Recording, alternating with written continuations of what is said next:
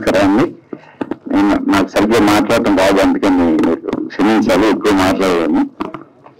శాస్త్రి గారు ఏంటనేది చాలా బాగా చెప్పారు. గోదారెడ్డి గారు కానీ, మా శ్రీరామ్ బాబు కానీ, రామచంద్ర గారు కానీ. శాస్త్రి గారు అంటే ఏంటనేది ఆయన పాటలతోటి 30-40 ఏళ్ళ నుంచి తెలుసు. అప్పుడే 89 నుంచి 88 నుంచో నాకు పరిచయం.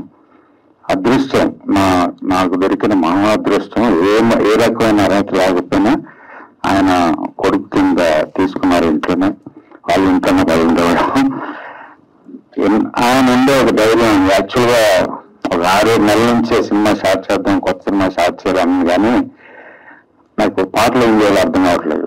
ముందు ఆయన దగ్గరికి వెళ్ళి మాట్లాడి ఇలాంటి పాటలు ఉంటాయి, ఇలాంటి కథ అని అనుకుని వెళ్ళే వాళ్ళు. అది లేదు. ఒక రకంగా అనాథం ఉంటుంది కదా.